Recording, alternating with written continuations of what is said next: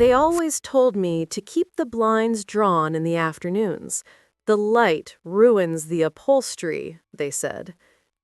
I learned early that their words were both literal and figurative. Light exposed. Light revealed. Light unraveled the meticulous construction of our lives. I obeyed, as I had been trained to obey, and yet each day I felt a quiet rebellion simmering inside me, a question I dared not voice. Did I obey for respect, for fear, or simply because I had never been given a choice? My name is Lydia Halberg. I am 54, though I have carried decades of weight in a body that never learned to relax. I grew up under my father, Silas, a man who built empires of steel and paper, who measured loyalty in silence and precision. Every room of our house bore his mark: polished wood, upholstered chairs, curtains drawn just so. But it was not the decor that weighed on me. It was the gravity of expectation, the constant calculation of where I stood in a world that never offered mercy for missteps. Silas died on a Tuesday, not dramatically, not with fanfare, but with the quiet finality of a ledger closing. I remember the fall of his body onto the rug, the rustle of the newspaper as if even it mourned reluctantly, and the old clock on the mantel ticking through indifference. In that moment, I felt a strange liberation, a secret softening that seemed to betray the only structure that had ever kept me upright. The release was instant, but the guilt lingered. I was free, yet trapped in the remnants of a life dictated by someone else's rules.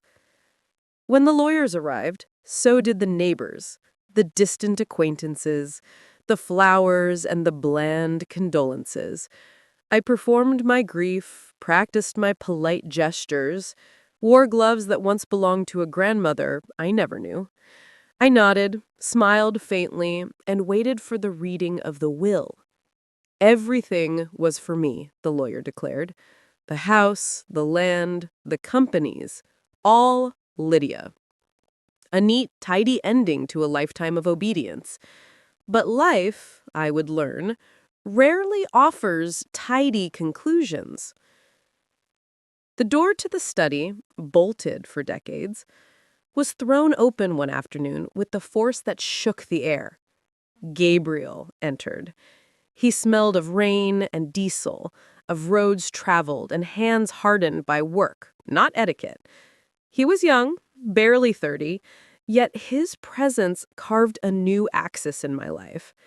He placed an envelope on the lawyer's table, as if delivering a verdict rather than a greeting. "I am Gabriel," he said simply. "I am Silas's son." The room shrank around me. His claim was not only a legal bomb, but a psychological earthquake. My father, meticulous and controlling, had left a seam in his life large enough for a stranger to occupy. My carefully curated existence felt suddenly fragile. A DNA test confirmed the unthinkable. Gabriel was family, my half-brother, my father's secret, long hidden, now material. For days I watched him. He did not intrude, did not provoke. He moved with quiet confidence, his actions small and deliberate. He drank coffee without sugar, dozed in the afternoon sunlight that seeped through cracks I never noticed, and read bills at the kitchen table with the solemnity that mocked my obsession with order. I hated him for his ordinariness. I hated him for existing. In his presence, I became aware of the fragility of the life I had built, a life of control and curated perfection, now threatened by blood and truth. One evening, George, the loyal old caretaker of the house, whose knowledge of Silas's secrets exceeded my own, approached me with a cedar box. Its weight spoke of gravity, of hidden sins carried through decades. "Your father asked me to keep this," George said. "Not for your eyes until the time came." I carried the box to my room like a guilty child, unlocked it with trembling hands, and found a leather-bound journal, thick with tobacco and the smell of old rain. It was Silas's handwriting, precise, jagged, intimate. The ledger detailed not only accounts, but hidden transactions, payments, threats, careful notations like, "See to Benjamin." Benjamin?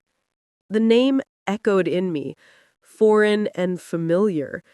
I had long been told of a son lost or given away. The receipt, the journal, the quiet instructions all led me to him.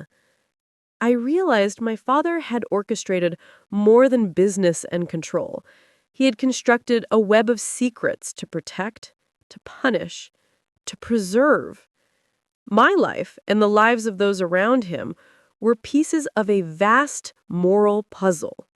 Gabriel, meanwhile, remained a constant observer. He performed errands, handled the house's minutiae, and spoke rarely of his father.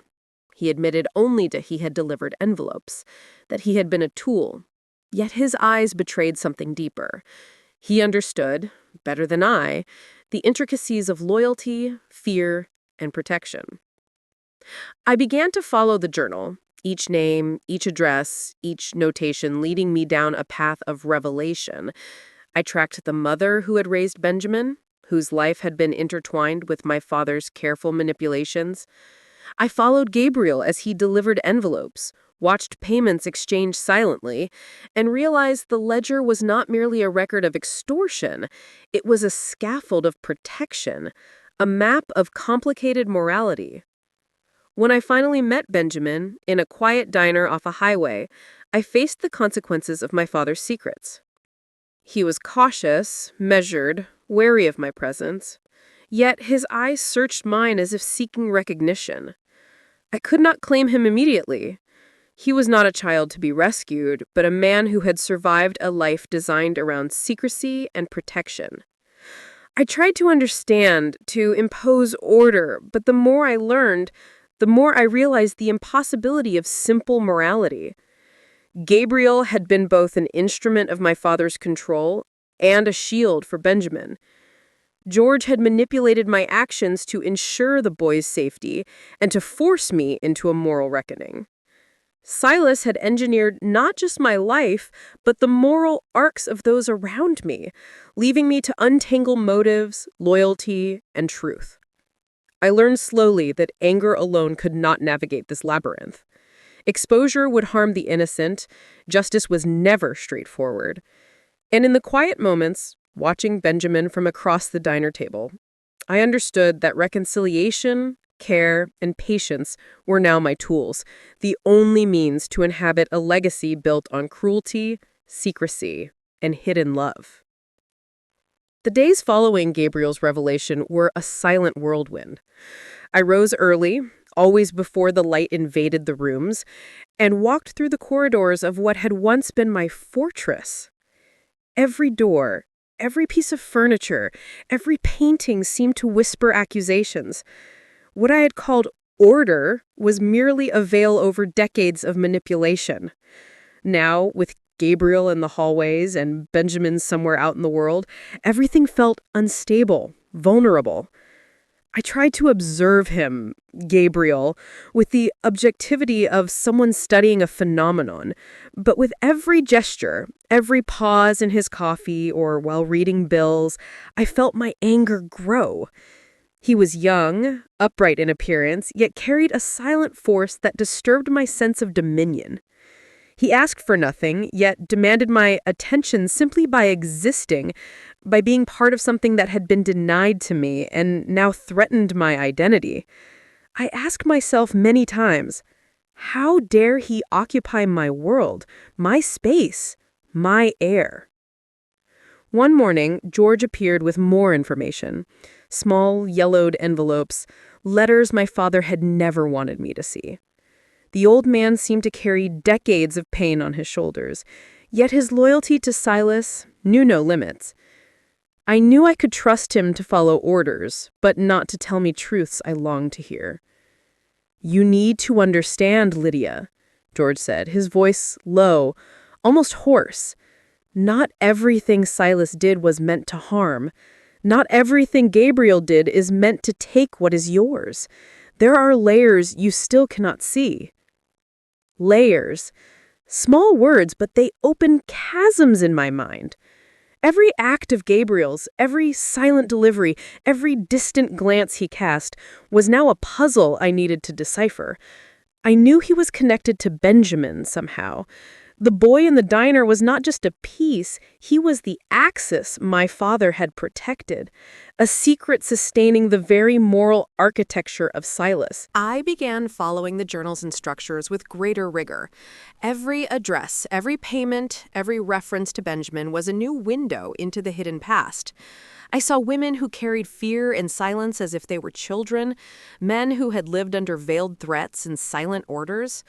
My father did not just control businesses, he controlled lives, manipulated destinies, molded existences to preserve something I still did not fully understand. The first visit to Benjamin's adoptive mother was devastating. She was neither villain nor heroine, merely a woman fulfilling a silent role, paid with envelopes that my father sent religiously. She looked at me with an exhaustion that only the truth, hidden for years, could produce. Gabriel was there as well, discreet but steady, offering me a shadow of explanation without words. "He is safe," he said simply, and I understood that the phrase carried more than mere information. It carried the entire moral logic of my father, the full complexity of his choices and sins. My anger, however, did not diminish. Each new fragment of truth mingled with my indignation. I felt that my inheritance rights, my carefully constructed world, were being undermined by loyalties I could not control. It was a silent hell, an emotional torture that forced me to confront my own limits. How much control did I truly deserve? How much could I claim without destroying innocent lives? And then came the first major twist. While reviewing old records, I found a letter from Silas to me, written years before, hidden among contracts and invoices. The handwriting, which I had always associated with coldness, carried something different, a kind of plea. "Lydia, if you find this, it is because I will no longer be here to instruct you.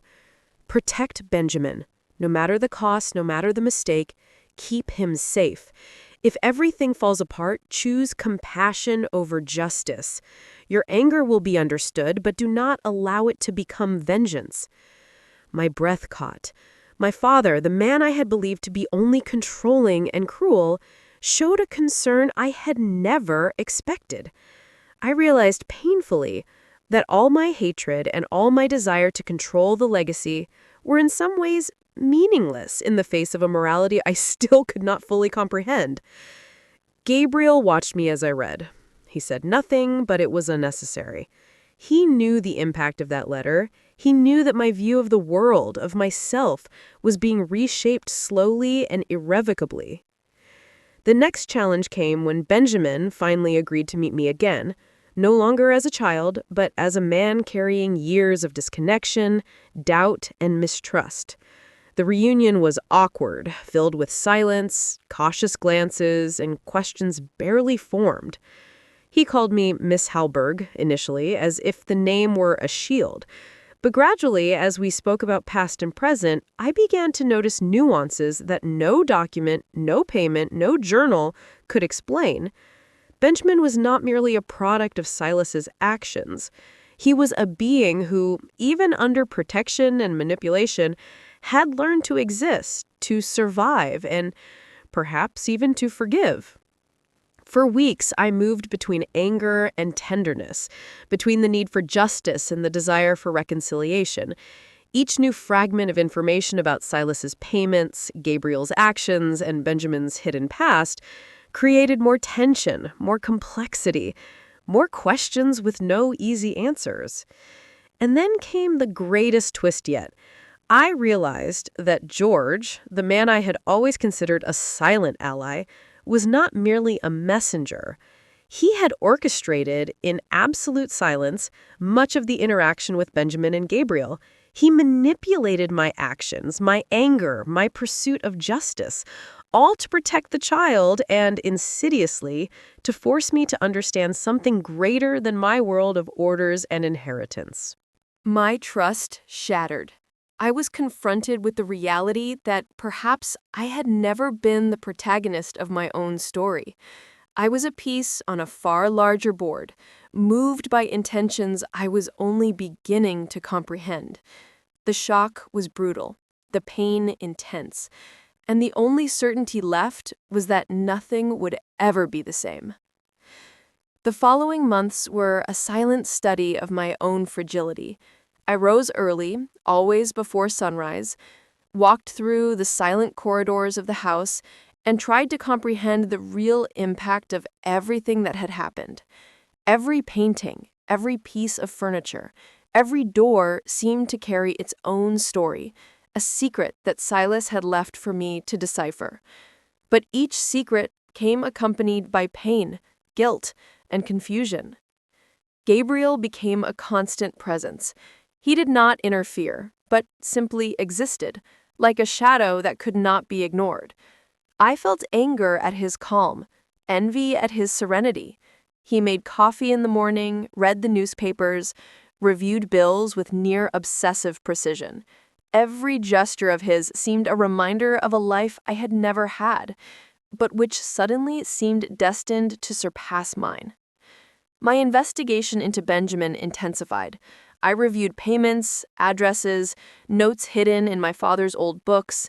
Each detail seemed to open more doors than it closed.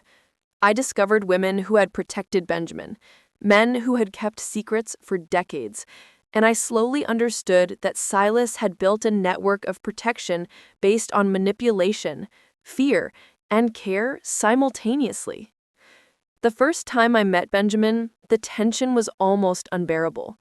He was in the same diner as before, but this time more aware, more skeptical, and with a caution that made me realize how much silent suffering he carried. When he finally spoke, his voice carried years of unasked questions, unanswered replies, and the weight of a world carefully hidden from his eyes. "You are Lydia Halberg?" he asked, hesitant. Yes, it's me," I replied, my voice faltering. He looked at me, his cautious eyes measuring every gesture, every expression. I realized I could not simply impose myself into his life or my world. He was not a prize to be claimed. He was someone who had survived a labyrinth of manipulation and now needed space to exist without fear. Gabriel watched from afar, silent, but the intensity of his gaze was enough to make me feel that every decision I made was unbearably heavy. He did not interfere, but his presence reminded me that every move I made could have a profound impact. I began to understand that while I sought justice and control, he sought balance and protection, a dichotomy that left me in a constant state of emotional confusion. Then, George re-entered the scene, bringing with him the most painful twist yet. He handed me an old letter, written by Silas, containing instructions I had never expected. Silas asked me to protect Benjamin at all costs, and that my actions should never put the child at risk. But there was more, a confession that many of the acts I had judged as cruel were in reality distorted attempts to protect those he loved. My emotions were in turmoil. Every act of my life up to that moment now seemed insufficient, perhaps even wrong. My anger, my thirst for justice, my need for control, all of it felt small in the face of a complex morality I still could not fully grasp. In the days that followed, my interactions with Gabriel grew more intense. Every gesture, every unspoken word, every attentive glance was a reminder that I could not simply dominate or control. I needed to understand, to accept, and perhaps to forgive. But forgiveness did not come easily. Every time I looked at him, I saw not only my brother, but also the man who had been both an instrument and protector of my father, carrying silent burdens and guilt I could scarcely imagine. And then, one day, Benjamin decided to open up. With the caution of someone who had learned to survive in hiding, he began to share his story. Years in foster homes, men delivering envelopes and instructions without explanation, women shielding him from invisible threats. Each word pierced my heart. I realized that my anger had been aimed at the wrong people, that my thirst for justice had blinded me to the complexity of Gabriel and my father's actions. My own guilt became nearly unbearable. I had tried to wield truths as weapons, to judge lives that had been carefully manipulated to protect them. I had forgotten that the line between cruelty and care is often indistinguishable, and that harsh decisions can be acts of twisted love. And then came the final blow. George, whom I had believed to be a silent ally, revealed his role in manipulating my actions. He had used my anger, my quest for justice, to expose the network of protection Silas had built, believing that I might finally comprehend the weight of responsibility and the complexity of my father's distorted love. I felt betrayed, manipulated, and yet strangely grateful. The truth, even when painful, began to unfold in layers, showing that no act of Silas, Gabriel, or George had been simple or unilateral. Every gesture carried intention, fear, and, in a distorted way, care. In the end, I was forced to confront my own failings, my need for control, my inability to understand beyond the obvious, my premature judgment of those who had done what I thought was wrong. I finally understood that life is rarely black and white, and that forgiveness and understanding require courage greater than any quest for justice. When Benjamin finally reached out his hand, I felt a mixture of pain, fear, and hope. I could not undo years of separation, could not erase injustices or mistakes, but I could choose to act with care, with compassion, and with the intention of slowly rebuilding a family that had never been simple or conventional. Winter arrived gradually, enveloping the house in a silent fog that seemed to amplify every sound, every sigh. I walked through the corridors, my steps echoing like reminders of a past that refused to fade. Gabriel remained steady in his routine, but there was something different in his gaze, a mixture of patience and urgency, as if every moment were an opportunity to correct mistakes that were not solely his own. Benjamin still did not fully understand his place in the world. Every conversation, every gesture, carried the caution of someone who had learned to survive in the shadow of more powerful adults. I felt the crushing responsibility on my shoulders, not only as a sister, but as a guardian of a truth that had been shaped, twisted, and protected for decades. One afternoon, I found Gabriel in the library office, examining old files of my father's. He called me over, and when I entered, I saw him holding a yellowed envelope. "This arrived for me a few days ago," he said, his voice calm but firm. "Apparently, Silas wrote to someone you never knew existed." My heart raced. Who could it be? A lost sister? A forgotten relative? The envelope contained only a letter, written in my father's unmistakable handwriting. "Lydia, if you have found this, it means my actions have gone beyond what I could control. There is someone beyond Gabriel and Benjamin who needs protection. Trust your ability to discern. Use the truth carefully, or all will be destroyed." The letter had no signature, only the warning. My world trembled. Another person involved? More secrets to uncover? I felt once again trapped in the labyrinth Silas had built with almost cruel precision. The following weeks were a combination of investigation and emotional tension. Every file, every receipt, every hidden note seemed to carry a new truth or a carefully constructed lie. Gabriel remained silent, but his presence was constant, and I realized I could no longer rely solely on intuition or emotion. I needed to understand, to see the fine line between manipulation and protection. One night, while reviewing old papers in the dining room, Benjamin entered quietly. He had matured quickly, his eyes carrying a weight I could not fully comprehend. "Lydia, I know everything is confusing, but I want to understand my life. I want to know what is real and what isn't." His words touched something deep within me. For the first time, I saw not only Silas's impact on my life, but the devastating effect my actions had also caused. My pursuit of justice, my desire to expose the truth, had hurt the very person I most wanted to protect. Confronting Gabriel became inevitable. I sat with him in the old library, the air heavy with the smell of aged wood and dusty papers. "Gabriel, all of this house, this inheritance, my father, I don't know who to trust anymore." He took a deep breath, his eyes fixed on mine. "Lydia, Silas acted in ways you will never fully understand.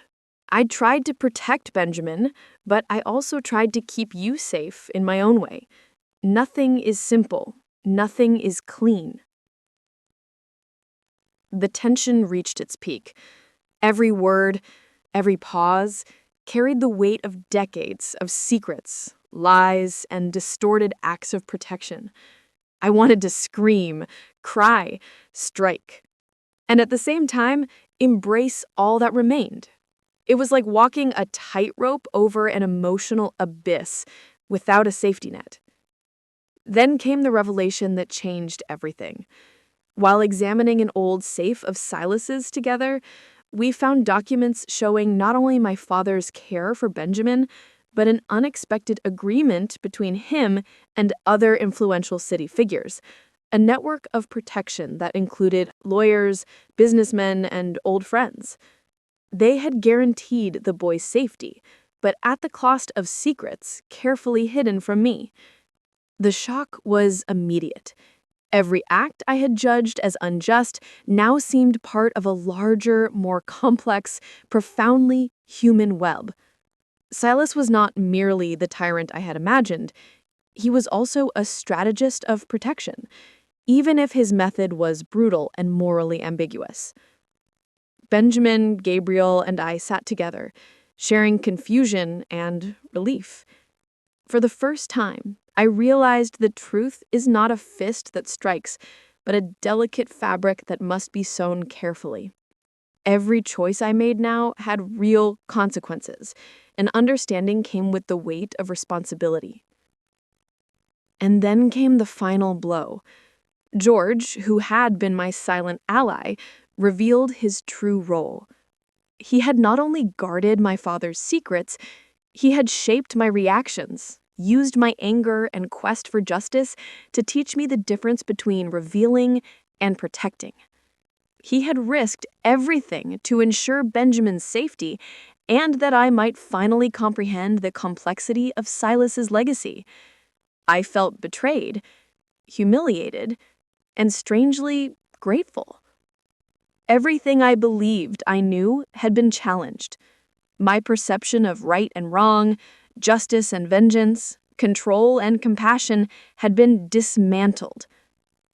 When Benjamin finally looked me in the eyes and said, "Lydia, I want us to try to rebuild something, even if it's small," I felt a mixture of relief, fear, and hope. I understood that forgiveness is not a gift given, but a daily choice, a slow and delicate construction. The story was not yet over, but the emotional tension had reached its peak. The climax was approaching, And with it, the final part, where all secrets would be confronted, relationships tested, and the true conclusion of Silas's legacy finally revealed. Winter gave way to spring, but the house still seemed steeped in its own shadows, as if each corner held fragments of memory, anger, fear, and care. I walked down the main hallway, feeling the weight of everything that had happened. My father's legacy, the discoveries about Gabriel, Benjamin, and George, and my mistake in trying to turn truth into a weapon. Gabriel was in the office, as always, surrounded by papers, old records, and yellowed envelopes. But there was something different, a contained tension, almost tangible, as if he knew the final confrontation was near. I took a deep breath and sat in the chair opposite him, feeling the cold wood beneath my hands. Gabriel, we've been dancing around the truth, and there's still so much I don't understand. I want to hear from you directly. No secrets. Tell me everything about my father, Benjamin, and me. He looked at me with a mixture of fatigue and determination. There was an honesty in his gaze that I could not ignore. Lydia, Silas was complex. I don't know if we could ever truly understand all his choices, but there is something you need to know about Benjamin, something that changes everything. My heart raced. I felt as if the floor beneath me might give way. What is it? He took a deep breath. Benjamin is not just your brother. He is also part of a broader plan by Silas. He was kept distant, protected, and the network of payments and envelopes you discovered, it was all part of a deliberate effort to ensure he could grow without being manipulated by enemies or even by us, the direct family. And I was part of it too. I was the executor of his orders, but I was also a guardian. I swallowed hard. Every word was both a blow and a revelation. The line between cruelty and protection was blurrier than I had ever imagined. Everything I had judged as wrong now had another dimension. It was care disguised as manipulation. So, everything I tried to expose, I was wrong? I murmured, feeling frustration and shame intertwine. I almost destroyed everything he tried to protect? He nodded. Not completely, but it was close. George realized that. That's why he manipulated the exposure of the ledger, letting you believe you could use the truth as a weapon. He wanted you to learn, Lydia. He wanted you to understand the difference between justice and protection. I felt a wave of anger and gratitude at the same time. The sensation was overwhelming, as if every choice I had made had been anticipated by my own vulnerability and used to teach me something I still could not fully comprehend. It was then that Benjamin entered silently, like a shadow finally finding light. His eyes, full of curiosity and caution, met mine. I could see in him all the fragility of a hidden past, but also the strength of someone who had survived invisible manipulations. Benjamin, are you okay? He asked, his voice low, almost hesitant. Pain and emotion mingled. I took a deep breath, realizing that the responsibility was now not only mine, but ours. I'm trying, Benjamin. I'm trying to understand and to do better. In the days that followed, the house transformed. Every room that once seemed to hold only shadows was now filled with small attempts at reconciliation. Benjamin learning about the life he could have had, Gabriel organizing old records and explaining details I had never known, and I awkwardly trying to learn how to be a sister, a daughter, and a guardian all at once. Then the final twist emerged. While reviewing Silas's old files, we found letters he had written to me when I was young, letters that had never been delivered. They explained his intentions, his fears, and most importantly, his desire to protect Benjamin, to protect us, even in a flawed way. Reading them was devastating and liberating. He had not only manipulated but also cared, fearing he might fail as a father. The ultimate revelation hit me with full force. Silas had anticipated that I might use the ledger knowledge destructively. He had trusted George, Gabriel, and even Benjamin so that I would learn the balance between justice and care. Every act I judged as unjust had been, in some way, a cruel but necessary lesson. Hot tears ran down my face. For the first time, I did not just understand my father, I began to forgive. I realized that Silas's true legacy was not merely the house, the money, or the business, but the complex web of choices, mistakes, and protections he left us. A legacy that demanded courage, empathy, and discernment. In the following months, we slowly built a new life within the house. Benjamin found stability, Gabriel became both ally and friend, and I learned to balance my sense of justice with compassion.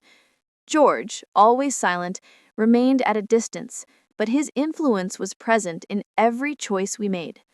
Silas's final act, his greatest legacy, was to teach us that truth is not a weapon, but a responsibility, that caring for someone may require morally ambiguous decisions, but love and protection can exist even in the shadows of manipulation. And so I, Lydia Halberg, finally understood.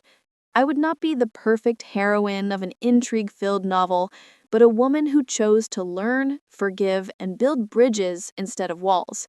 Benjamin, Gabriel, and I were, together, the final chapter of a story that began in cruelty but ended, at least in part, with humanity. The house remained silent, but now each shadow carried not just pain, but also hope, and I, sitting by the window, watching Benjamin and Gabriel, finally felt something I had not felt in a long time: the possibility of peace.